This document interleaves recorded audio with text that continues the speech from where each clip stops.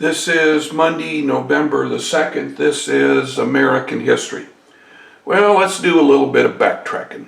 We know that in 1828, that Andrew Jackson is going to win a great victory over John Quincy Adams.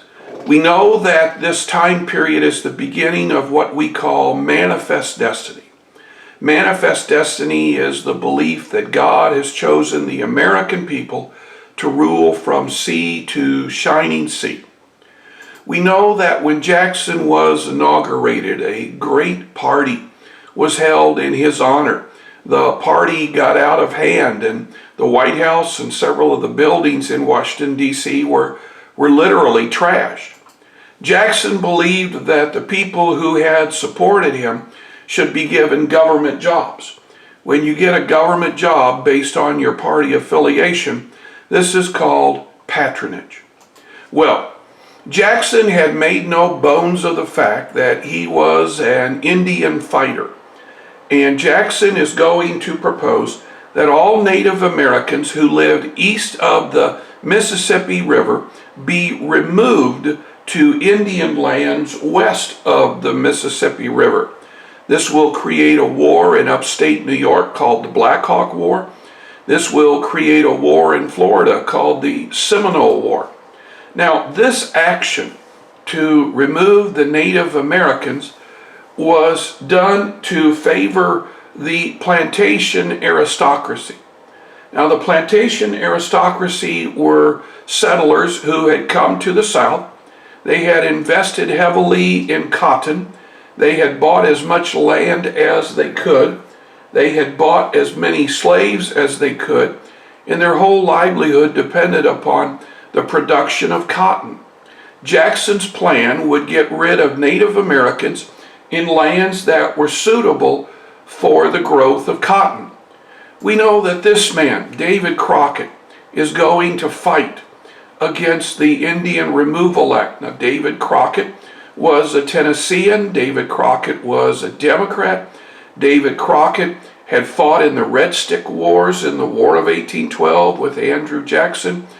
But Crockett felt what Jackson was trying to do was wrong.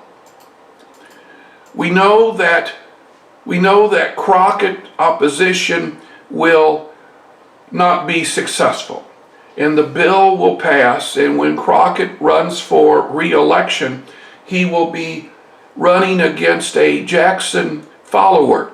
Crockett will lose. Crockett was basically ruined and decided to go to Texas to make a life for himself. Crockett himself, though, would see that his reversals will be corrected when he is persuaded to write an autobiography of his life. This book will become a bestseller and will sell widely throughout the United States, making Crockett a pretty good chunk of change. Well, it was during the fighting of the Seminole Wars that we hear about Chief Osceola. Now, Chief Osceola believes that the United States is wrong to take away land that the Seminoles live on. Now, Chief Osceola himself will be captured and be taken to what Americans call Indian lands, what we today call Oklahoma. And it is here that many of Osceola and his fellow Indians will die from illness. But one group was unusual, the Cherokees. Now, the Cherokees could be found in the northern part of Georgia, the eastern part of Alabama. Now, whereas when the whites came, most Native Americans are going to try to keep their way of life, the Cherokee are different. The Cherokee will develop a written language. The Cherokee will stress education for both men and women. Yet, when the Indian Removal Act is passed, there's really not a whole lot the Cherokee can do. Now, you might say, well, could the Cherokee go to court? Could the Cherokee try to elect one of their own? No, because the Cherokee were not considered American citizens. no Native American will be considered an American citizen until the 1930s. But that does not stop Frank Worcester. Frank Worcester is a missionary who has come to the Cherokee lands to help the Cherokees understand the Bible. Now, of course, we're in the Second Great Awakening. Worcester will sue on behalf of the Indians, the state of Georgia. And what Worcester is going to say, that the removal of the Indians is an illegal act. Now, the Supreme Court ruled that Georgia could not remove the Native Americans. But Jackson refused to follow the order. And if the state of Georgia can't remove them, then Jackson would send in the American Army to remove them. Now again, Jackson is going against one of the ideas of the courts, but Jackson really didn't care. The Indians will move from Georgia again to Indian Territory, which we today call Oklahoma. The journey was done in the dead of winter, and almost half of the Native Americans who were taken on the trip are going to die from disease, die from the cold. Here is a piece about this movement. Now, to the Native Americans, this is called the Trail of Tears. Now, we have a map on the next slide that shows you the path that Cherokee and Choctaw and Creek Indians took.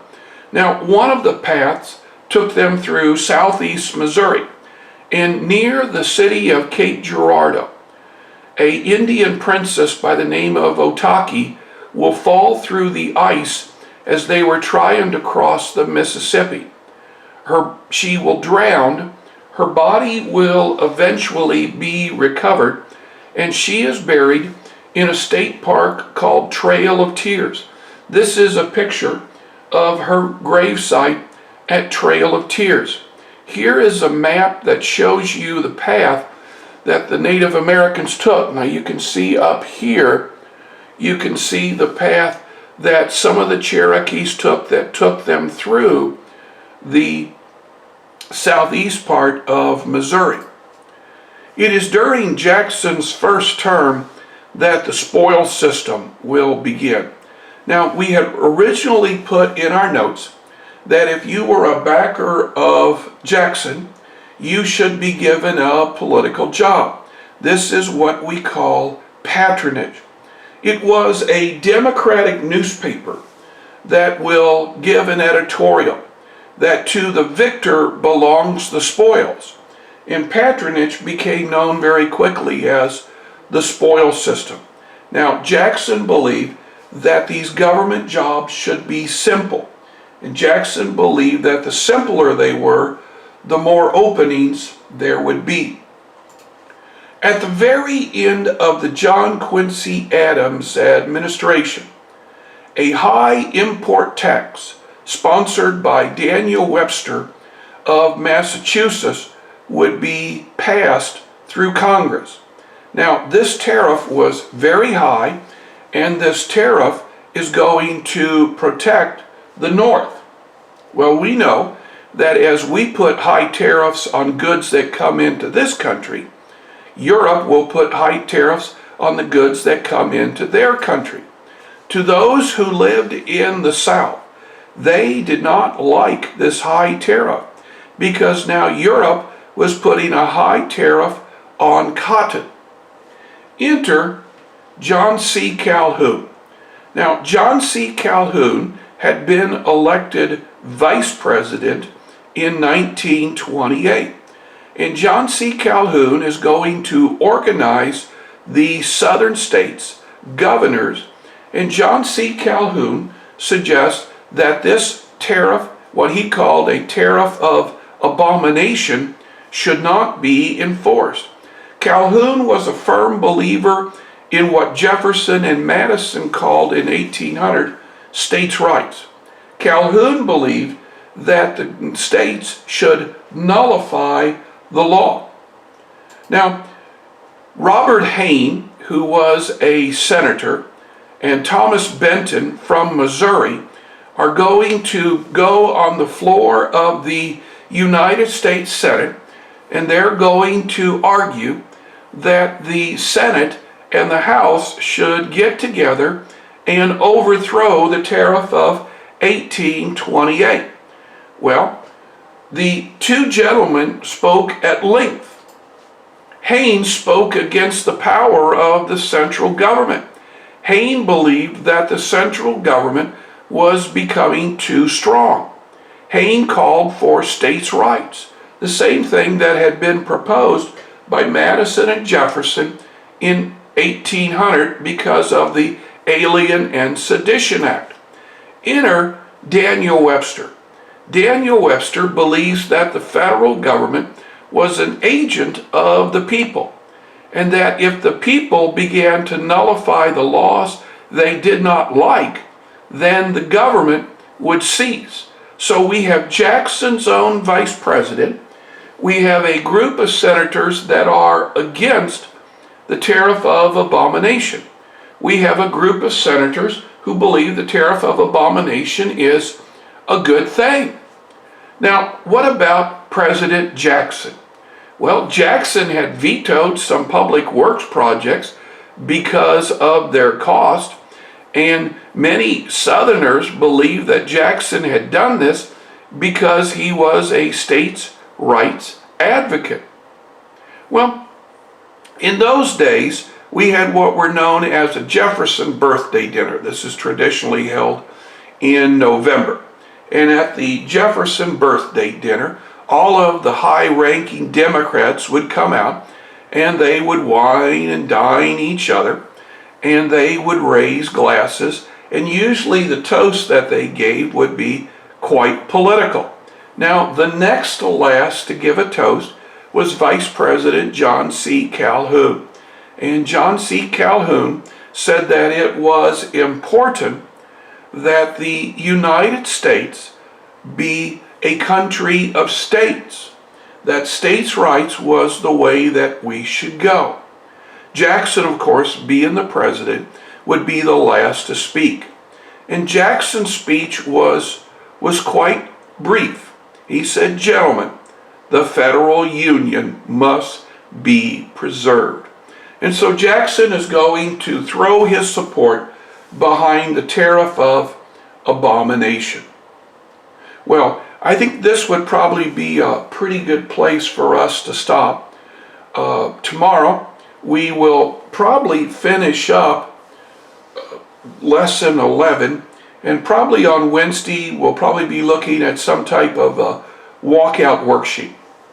Now, on Thursday, we will continue on probably with lesson 12. On Friday, I'd like to do something special. Bob Pretty, who was the head of the Missouri News Network for years and years and years and years, has written many books about Missouri. And he spoke last August at Marion, Missouri, about the 200th celebration of the county of Cole. That's the county that this school resides in. And November is seen as the 200th anniversary. So we're going to hear what Mr. Pretty had to say, and we're going to watch that speech.